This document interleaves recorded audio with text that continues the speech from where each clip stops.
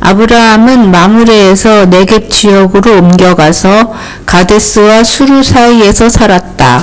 아브라함은 그랄에 잠시 머문 적이 있는데 거기에서 아브라함이 자기 아내 사라를 사람들에게 자기 누이라 소개하였으므로 그랄 왕 아비멜렉이 사람을 보내서 사라를 데려갔다.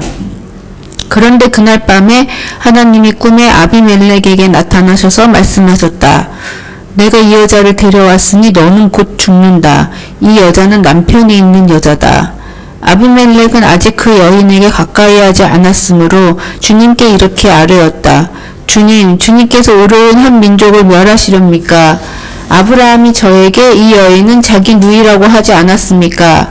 또 이 여인도 아브라함을 오라버니라고 말하지 않았습니까? 저는 깨끗한 마음으로 떳떳하게 이 일을 하였습니다. 하나님이 꿈에 또 그에게 말씀하셨다. 그렇다. 나는 내가 깨끗한 마음으로 이렇게 한 줄을 잘 안다. 그러므로 내가 너를 지켜서 내가 나에게 죄를 짓지 못하도록 한 것이다. 그 여인을 건드리지 못하게 한 이유도 바로 여기에 있다. 이제 그 여인을 남편에게로 돌려보내어라. 그의 남편은 예언자이므로 너에게 탈이 나지 않게 하여 달라고 기도할 것이고 너는 살 것이다. 그러나 그 여인을 돌려보내지 않으면 너와 너에게 속한 사람들이 틀림없이 다 죽을 줄 알아라. 아브라함이 하나님께 기도하니 하나님이 아비멜렉과 그의 아내와 그의 여종들이 다시 아이를 가질 수 있도록 태를 열어주셨다. 아비멜렉이 아브라함의 아내 사라를 데려간 일로 주님께서는 전에 아비멜렉 집안의 모든 여자의 태를 닫으셨었다.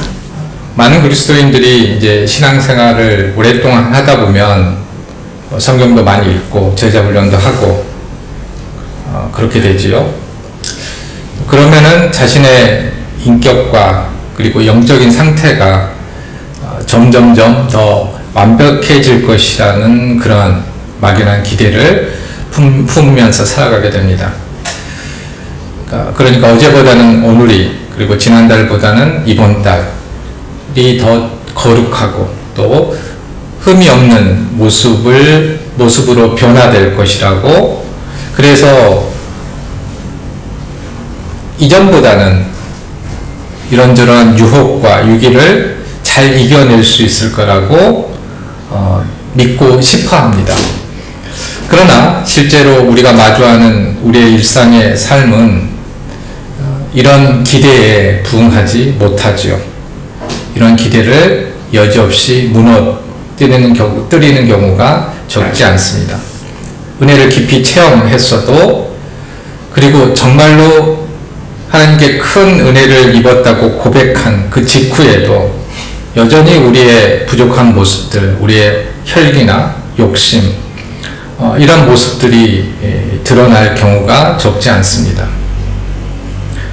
그리고 내가 이제는 극복했다라고 생각하는 그런 고질적인 약점들, 그런 것들도 어느 순간 다시 이렇게 나타나는 것을 우리가 목도하게 됩니다.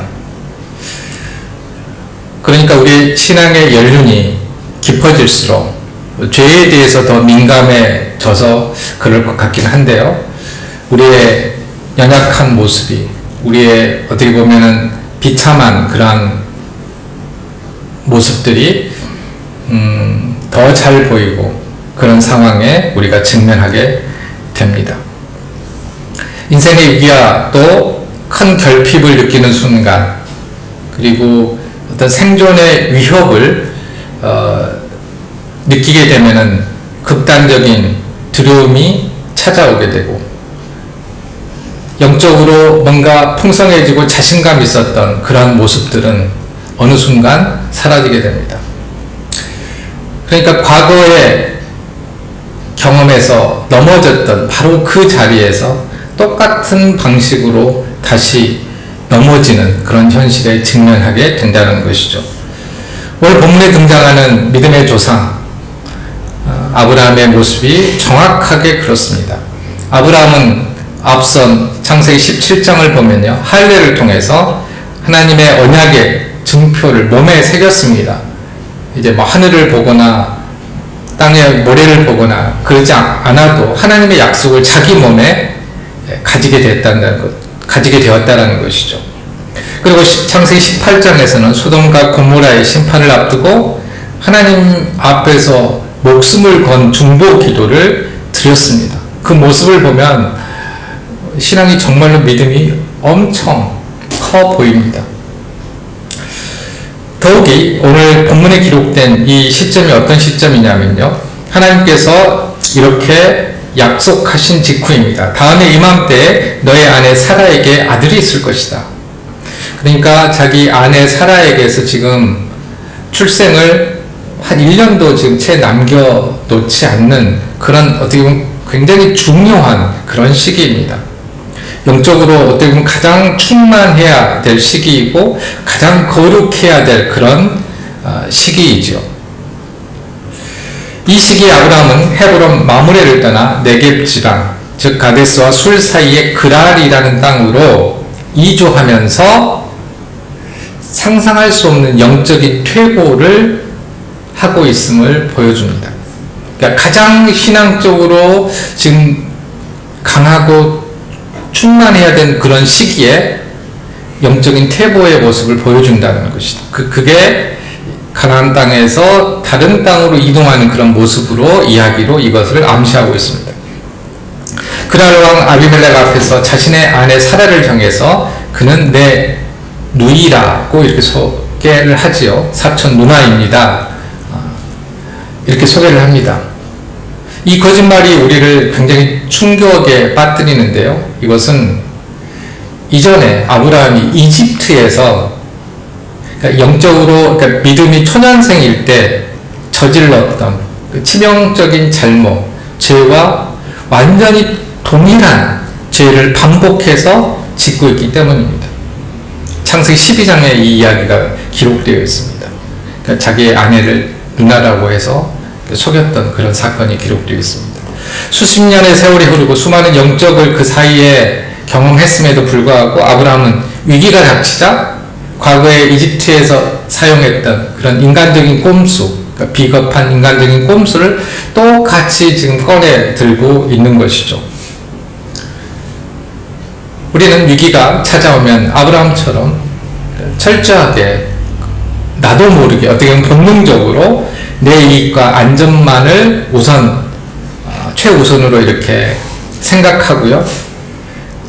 내가 살기 위해서, 내가 안전하기 위해서 가장 어떤 경우에는 가장 가까운 가족마저 이토롭게 만들고 타인을 내 이익을 위한 도구와 수단으로 전락시키는 그런 비겁한 모습을 드러냅니다.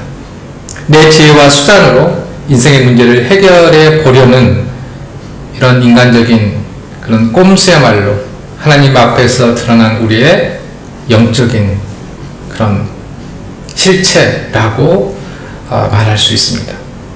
오늘 본문 말씀을 통해서 그래서 우리의 반복되는 실패 속에서도 하나님의 언약이 과연 어떻게 신실하게 유지되고 보존되는지 함께 말씀을 보면서 은혜를 나누고자 합니다. 본문 1절과 2절을 보면요. 아브라함이 마므레를 떠나서 네겝 지역으로 이동하여서 그랄에 거류할 때 일어난 사건을 기록하고 있습니다. 본문에서 이제 이동을 나타내는 그 단어가 있어요. 나사라는 히브리어로 나사라는 단어와 그 다음에 구르라는 그 두 단어입니다. 근데 이 두 단어는 창세기 12장 9절에서 10절에 기록된 아브라함이 이집트로 내려갔을 때 사용된 단어와 정확하게 일치합니다. 그러니까 그랄로 내려갔다라는 것과 이집트로 내려갔다라는 그 상황을 이야기할 때 두 단어가 정확하게 똑같이 사용됐다라는 것이죠. 그리고 그곳에서 아브라함이 똑같이 이제 자기 아내를 누이라고 속였던 그런 사건이 일어나게 된 것이죠. 아브라함이 이집트로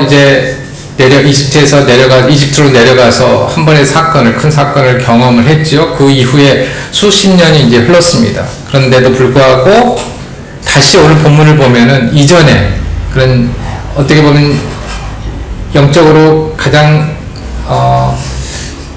힘들고 영적으로 가장 문제가 있었던 그러한 상태로 다시 돌아가고 있음을 우리는 알 수 있습니다.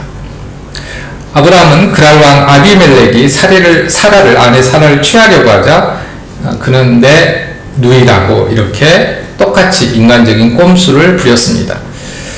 아브라함이 이렇게 거짓말을 한 이유는 11절에 기록된 그의 고백을 보면은 아주 잘 나타납니다. 이곳에서는 사람들이 아무도 하나님을 두려워하지 않으니까 나의 아내를 빼앗으려고 할 때에는 사람들이 나를 죽일 것이라고 생각하였습니다. 이렇게 그 이유를 이야기를 하고 있죠. 그런데 여기에서 하나님을 두려워한다는 이 표현은 단순히 종교적인 감정을 표현하는 것이 아닙니다. 외지인과 나그네의 권리를 존중하고 도덕적인 책임을 다하는 신앙적인 윤리, 이것을 함께 그 뜻을 포함하고 있습니다. 아브라함은 그랄 땅에서 이방인인 자신을 보호해줄 신앙적인 안전장치가 전혀 없다라고 자기 멋대로 단정짓고 두려움에 사로잡혔습니다. 하지만 아브라함의 이 판단은 완전히 틀린 것이었죠. 나중에 아비멜렉과 그의 신하들이 하나님의 경고를 들었을 때 그들의 반응은 어떤 것이었습니까? 무시를 했습니까? 아니죠. 극도로 두려워하면서 하나님을 경외하는 모습을 보였습니다. 그러니까 아브라함은 아무도 하나님을 두려워하는 사람이 없을 것이라고 생각을 하고 그렇게 단정을 짓고 자기 아내를 누나라고 속였는데 실제로 하나님께서 아비멜렉이 나타나서 이야기를 하자 어떻습니까? 아브라함의 생각과는 전혀 다르게 하나님을 두려워하고 경외했다는 것입니다. 오히려 하나님을 두려워하지 않고 불신앙의 자리에 선 사람은 아비멜렉이 아니라 믿음의 조상이라고 불리는 아브라함 자신이었던 것이죠. 그러니까 하나님을 안 믿는 사람이 아비멜렉이 아니라 아브라함 자신이었다는 것입니다. 아브라함이 12절과 13절에서 자신의 행동을 변명하며 사라가 실제로 사촌 누나죠. 사촌 누나임을 내세워서 반쪽짜리 진실을 주장합니다. 반은 맞는 말이니까 실제로 사촌 누나였으니까요. 이복누이였죠. 또한 자신이 고향을 떠날 때 어디로 가든지 사라를 누나라고 누이라고 부르기로 이미 약속했다라고 하면서 이제 자기 변명을 하고 자기를 방어합니다. 여기서 하나님이 나를 아버지 집에서 떠나서 여러 나라로 두루 다니게 하실 때에 이렇게 이제 이야기를 하는데요. 여기서 두루 다닌다라는 이 단어는 목자 없는 양이 길을 잃고 목적 없이 헤매는 그러한 방랑을 뜻하는 것입니다. 잘 보시면요. 하나님이 나를 집에서 떠나서 여러 나라로 두루 다니게 하실 때, 그러니까 방랑하게 하실 때, 목적도 없이 이리저리 배회하게 하실 때라고 아브라함이 지금 표현하고 있습니다. 그러니까 하나님께서는 아브라함을 불러서 거룩한 소명을 주셔서 지금 인도하고 계시잖아요. 그렇죠? 근데 아브라함은 지금 나는 하나님이 불러서 정처 없이 떠들고 있다라고 이렇게 이야기를 하고 있다라는 것이죠. 그러면서 지금 자신의 행동에 대한 자신의 꼼수에 대해서 정당화하려고 하는 것입니다. 이러한 아브라함의 비겁함은 약속의 씨앗, 지금 이제 곧 이삭이 태어날 것이다. 사라를 통해서 그런 약속을 하셨잖아요. 이 약속, 하나님의 약속을 지금 오염시키고 하나님께서 계획하신 이 구속사역, 구원사역의 큰 위기를 지금 이런 생각으로 인해서 그리고 구체적인 행동을 통해서 지금 위기를 초래하고 있다는 사실입니다. 아브라함이. 오늘 사는 우리 역시 삶의 자리에서 경제적인 결핍이나 생존의 위협을 느낄 때 세상은 악하고 아무도 믿을 수 없으니 어쩔 수 없다라고 하면서 세상적인 꼼수와 반쪽짜리 진실을 동원하곤 합니다. 나의 안전과 유익을 위해 가장 가까운 가족의 권리를 희생시키거나 이웃을 속이고 이익을 취하는 비겁함을 신앙의 이름으로 정당화하려고 합니다. 하나님께서 우리를 부르신 거룩한 소명이 분명히 있는데 그거에 대해서 원망하며 우리 인생을 마치 유리 방황하는 방랑자처럼 취급을 하기도 하죠. 스스로가. 그래서 우리의 인간적인 이런 계산은 하나님의 약속을 누리는 자리가 아니라 도리어 축복의 통로를 가로막는 파멸의 함정이 되게 합니다. 아브라함의 꼼수로 인해서 사라는 이제 이방 왕의 궁전으로 잡혀 들어갔죠.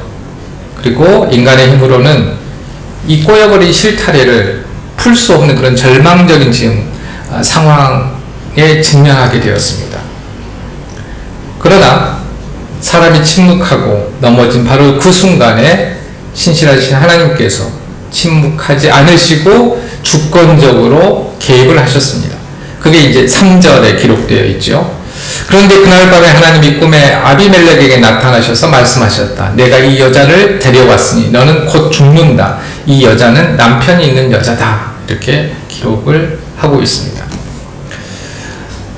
하나님은 아비멜렉이 죄를 짓기 전에 꿈이라는 초자연적인 어떠한 방식으로 개입하셔서 이제 아비멜렉이 하고자 하는 것을 막으시죠. 꾸짖는 방식으로 그 일을 막으십니다. 여기에서 남편이 있는 여자라는 이 단어는요, 한 남편의 소유이고 그의 전 인격적인 결합 속에 있는 아내다라는 그런 법적인 용어입니다. 여기에 대해서 이제 아비멜렉이 항변을 하죠. 4절에 보면요, 항변을 하는데요. 이 항변은 창세기 18장에서 나오는 변론을 연상시킵니다. 주님께서 의로운 한 민족을 멸하시렵니까? 이제 소돔을 멸망시키려고 했을 때 아브라함이 한 말이에요, 하나님께. 의인 10명만 있어도 멸망시키지 않겠다고 말씀을 하셨던, 약속하셨던 그 공의의 하나님에게 지금 이전에 아브라함이 제기했던 그런 질문입니다. 하나님께서는 지금 똑같은 어떤 항의를 아비멜렉에게 지금 듣고 계시는 것이죠. 근데 그 항의에 대해서 똑같이 공의로운 하나님이시기 때문에, 그러니까 아브라함의 말만, 내가 좋아하는 사람 말만 들은 게 아니고 정당하다면은 아비멜렉과 같은 이방 왕의 말도 하나님께서는 똑같이 들으신다는 사실을 오늘 말씀에서 알 수 있습니다. 말씀을 통해서. 그래서 6절에서 이렇게 대답하시죠. 아비멜렉에게 하나님께서, 그렇다 나는 내가 깨끗한 마음으로 이렇게 한 줄을 잘 안다. 그러므로 내가 너를 지켜서 내가 나에게 죄를 짓지 못하도록 한 것이다. 그 여인을 건드리지 못하게 한 이유도 바로 여기에 있다. 그러니까 아비멜렉이 악한 마음이 아니고 악한 사람이 아니라는 것을 아시고 죄를 짓지 못하게 미리 막으셨다라고 말씀을 하십니다. 성경은 여기에서 간음죄를 인간에 대한 범죄이기 이전에 주권자이신 하나님 자신에 대한 본질적인 죄악으로 선언하고 있습니다. 그러니까 우리는 요즘 시대에는 이런 죄에 대해서 개인적인 죄라고 생각을 하죠. 그러나 성경은 분명하게 다른 사람에게 범하는 죄, 간음죄를 포함해서 그것이 서로에 대한 죄일 뿐만 아니라 하나님에 대한 죄임을 분명하게 이야기하고 있습니다. 그러니까 오늘날에도 여전히 마찬가지라는 것이죠. 그러니까 타인에 대해서 죄를 지었을 때 타인하고만 해결한다고 해서 그 죄가 없어지는 것이 아니고요. 하나님과의 관계 속에서도 하나님께로부터의 용서를 받아야 되는 것이고, 반대로 우리가 밀양이라는 영화에서 봤듯이 하나님과 관계만 본인이 해결했다고 주장하면서 사람과의 관계를 해결하지 않는 것, 이 또한 진정한 회개가 아니라는 것입니다. 하나님이 아비멜렉을 막으신 구체적인 방법이 17절과 18절에 드러나는데요. 하나님께서는 아비멜렉과 그의 가문의 모든 태를 닫으셨다라고 말하고 있습니다. 그런데 이 말씀은 단순히 임신하지 못하게 했다라는 그런 의미가 아닙니다. 세번역 성경에서는 잘 표현되어 있지 않는데요. 개역 개정 번역본으로 보면 17절은 이렇게 되어 있습니다. 하나님이 아비멜렉과 그의 아내와 여종을 치료하사 출산하게 하셨으니 그러니까 태를 막으셨다는 말씀과 다음엔 태를 여셨다 이렇게 하는 게 아니라 한 단어가 더 들어가 있죠. 치료하셨다는 말씀이 여기 추가되어 있습니다. 그러니까 하나님께서는 이 말씀을 통해서 우리가 알 수 있는 것은 성관계 자체가, 부부관계 자체가 불가능하거나 성적인 기능을 수행할 수 없도록 아비멜렉과 그의 아내들과 여종들에게 신체적인 질병을 주셨다라는 의미로 해석할 수 있다는 것입니다. 아비멜렉도 마찬가지로 아비멜렉도 치료를 받았습니다. 그도 질병으로 인해, 그러니까 성관계 자체가 불가능하게 하나님께서 하셨다라는 것을 지금 이야기하고 있는데요. 이게 중요한 이유가 있습니다. 그러니까 하나님께서 강력한 어떤 물리적인 힘을 행사하셔서 아예 아비멜렉이 사라를 손대지 못하도록 원천 봉쇄하셨다라는 지금 이야기를 하고 있는 것입니다.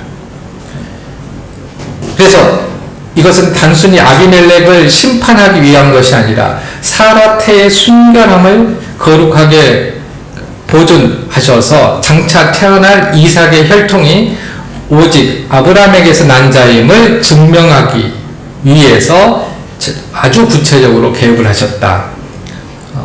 그 개입을 하신 하나님의 은혜다라고 이야기를 할 수 있다는 것입니다. 아브라함의 영적인 파상과 치명적인 실패에도 불구하고 하나님은 온 우주의 창조주로서 역사와 환경을 제어하셔서 당신의 구원 계획이 훼손되지 않도록 완벽하게 막으셨습니다. 만약 이렇게 막지 않으셨다면 그 후에 수많은 말들, 썰들이 아마 생겼을 것입니다. 여기서 그래서 오늘 본문에서 이야기하고자 하는 것은 전혀, 그러니까 사라의 몸에서 태어난 이삭은 아브라함의 씨다라는 것들을 분명하게 이야기하고 있다는 것입니다. 우리는 삶 속에서 우리의 미숙함과 죄악으로 인해서 인생의 소중한 가치들을 망치고 낙심할 때가 있습니다. 내가 스스로 파놓은 그러한 불신앙의 함정 때문에 하나님의 은혜가 끊어졌다라고 절망할 때도 있죠. 그러나 복음의 참된 위로는 우리의 무능함 너머에서 일하시는 하나님의 전능하신 개입에 있습니다.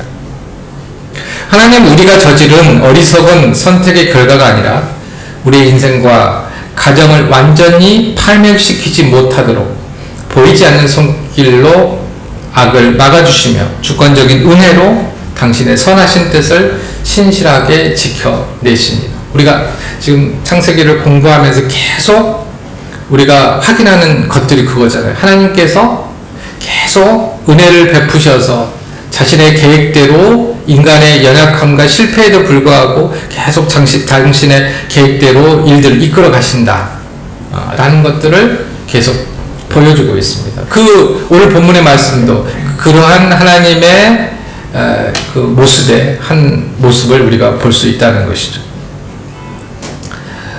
즉 우리의 실패가 하나님의 신실하심을 막거나 취소할 수 없다는 것입니다.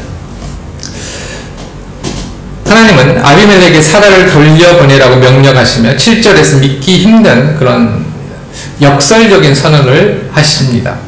이제 그 여인을 남편에게로 돌려보내어라. 그의 남편은 애언자이므로 너에게 탈이 나지 않게 하여 달라고 기도할 것이고 너는 살 것이다. 여기에서 성경에서 처음으로요. 아브라함을 지금, 그러니까 애언자라는 단어가 처음으로 나오는데 그 애언자를 아브라함을 애언자라고 말하고요. 또 그 애언자의 중요한 역할 가운데 타인을 위해서 기도하는 역할, 타인을 위해서 기도한다, 애언자다. 이 두 개의 단어가 처음으로 결합된 어떤 본문이 바로 오늘 이 본문입니다. 요즘에는 이제 뭐 중보 기도는 예수님만 하실 수 있기 때문에 뭐 중보 기도라는 표현을 안 쓰고 다른 타인을 위한 기도 이렇게 표현을 하는데요. 지금 여기에서 아브라함이 하는 기도는 타인을 위해서 하나님의 공의로운 평가와 은혜를 구하는 그러한 행위를 뜻합니다. 그런데 하나님께서 아브라함을 이 영광스러운 중재자, 애언자라는 직분을 선포하신 타이밍이 언제입니까? 아브라함이 제단을 쌓고 온전한 순종의 제사를 드릴 때 뭔가 아주 드라마틱하고 놀라운 어떤 기적을 행했을 때 아브라함은 내 애언자다라고 이렇게 말씀하지 않으신다라는 것입니다. 오히려 그가 자신의 안위를 위해서 아내를 팔아 넘긴 가장 부끄러운 그런 어떻게 보면 신앙의 바닥을 치고 있을 때 위선과 거짓말로 이방 왕 앞에서도 어떤 영적인 권위가 바닥에 떨어졌을 때 바로 이 비참한 순간에 하나님은 아비멜렉을 향해서 그는 내 선지자다라고 세워주셨다는 것입니다. 이것은 욥기 42장 8절에서 하나님이 욥의 친구들에게 욥의 기도를 받아야만 회복될 것이라고 말씀하신 그런 중보의 원리, 이 중보의 원리와 일치합니다. 아브라함은 개인적으로 보면 지금 자격이 완전히 상실된 상태이지만 하나님은 그의 애언자적인 기도의 권위를 훼손하지 않으셨습니다. 17절과 18절에 나타나듯이 아브라함이 하나님께 기도하자 하나님은 즉시 아비멜렉과 그의 아내와 여종의 태를 치료하사 다시 출산하게 하셨습니다. 여기서 잘 생각해 보십시오. 자기 아내의 태가 오랫동안 다쳤잖아요. 그러니까 사라의 태가 오랫동안 다쳤습니다. 그로 인해서 스스로 고통을 오랫동안 받았죠. 기도를 안 했겠습니까? 했겠죠. 근데 안 들어주셨잖아요. 그런데 역설적으로 이방인의 다친 태를 치료하는 기도의 중재자로 아브라함이 서게 됐다는 것입니다. 여기에서 닫으셨다라는 이 단어는 과거 사라가 창세기 16장 2절에서 주님께서 나에게 아이를 가지지 못하게 하시니라고 고백할 때 사용된 가지지 못하게 하시니와 정확하게 같은 단어입니다. 이제 번역상 다치게 하셨다, 가지지 못하게 하셨다 좀 많이 다르지만 히브리어 단어로는 같은 단어입니다.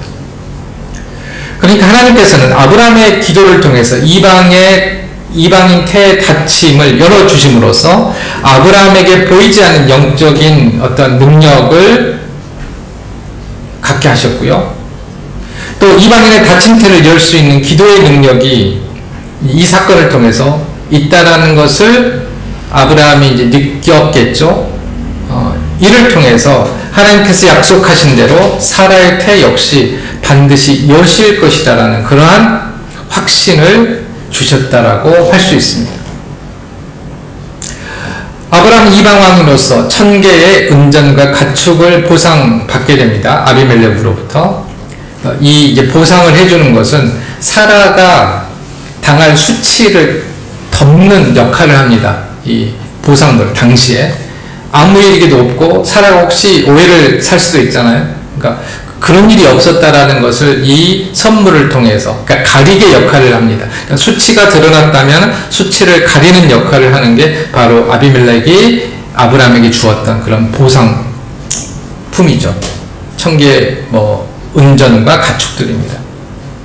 아브라함은 이제 그것을 얻게 되지요. 이 놀라운 은혜는 우리에게 강력한 영적 위로와 또 도전을 줍니다. 우리는 종종 영적인 침체와 죄책감에 사로잡혀서 내가 이런 위선과 거짓 속에서 사는데 어떻게 내가 타인을 위한 기도를 하며 그런 하나님의 축복의 통로로 쓰임 받겠는가 이렇게 생각하면서 낙심할 때가 있습니다. 그러나 하나님께서 우리가 완벽하기 때문에 우리를 선지자와 같은 왕 같은 선지자와 왕 같은 제사장으로 부르지 않으셨다는 것입니다. 우리의 허물과 미숙함에도 불구하고 하나님의 부르심의 약속은 결코 취소되지 않는다는 것이죠. 그러니까 아브라함이 언제 애언자로 불림을 받았고 그때 그가 기도했을 때 타인을 위해 기도했을 때 어떤 일이 일어났는지를 우리가 기억한다면 우리가 스스로 내가 어떤 믿음에 스스로 생각하기에 믿음이 많이 약해졌고 많은 실패를 경험했고 그렇기 때문에 나는 타인을 위해서 기도할 자격이 없어 이런 생각이 들 때 지금 오늘 본 말씀을 기억해야 한다는 것이죠. 그것과 전혀 상관이 없다는 것입니다. 우리의 부끄러운 바닥에서도 바닥 앞에서도 하나님은 여전히 우리를 당신의 자녀라고 부르시며 세상 속에서 기도의 손을 들어서 세상을 치유하는 복음의 통로로 일하라고 격려하십니다. 그러니까 타인을 위해서 기도할 자격이 없는 사람은 없다라는 것이죠. 그것은 나의 지금 믿음의 상태와 무관하다는 것입니다. 사랑하는 성도 여러분, 오늘 말씀을 통해 우리의 모습을 돌아보면 좋겠습니다. 우리는 매일의 삶의 문제 앞에서 내 의지와 비겁한 판단을 앞세우다가 어떤 영적인 바닥을 마주하는 아브라함과 같은 그런 모습을 볼 때가 있습니다. 눈앞의 손해와 두려움 때문에 인간적인 꼼수를 동원하며 신앙의 순수성을 훼손하는 연약한 죄인들이기도 합니다. 그러나 창세기가 오늘 우리에게 선포하는 참된 위로는 우리의 흔들림과 파산 속에서도 하나님 결코 우리를 포기하지 않으시고 당신의 구원 사역을 주도해 가신다는 사실입니다. 인간의 비겁한 계획이 하나님의 언약을 위협할 때 하나님은 친히 주권적으로 개입하셔서 사라의 태를 지키셨고 자격 상실 상태에 이른 아브라함을 선지자로 존귀히 세우시며 세상의 축복의 통로로 삼으셨다는 것입니다. 그러므로 이제 우리의 방식과 지혜, 세상적인 타협과 인간적인 계산을 온전히 내려놓으면 좋겠습니다. 세상을 두려워하여 꼼수를 부리던 비겁한 자리에서 돌이켜서 온 우주의 창조주이시며 우리의 삶의 완벽한 주권자이신 하나님의 신실한 언약을 온전히 신뢰하시기를 바랍니다. 우리가 넘어진 바로 그 수치의 자리에서 우리를 붙드시고 마침내 기도의 사람으로 회복시키실 신실하신 하나님만 바라보며 믿음의 당당한 걸음을 내딛는 저와 여러분이 되시기를 주님의 이름으로 간절히 축원합니다. 기도하겠습니다.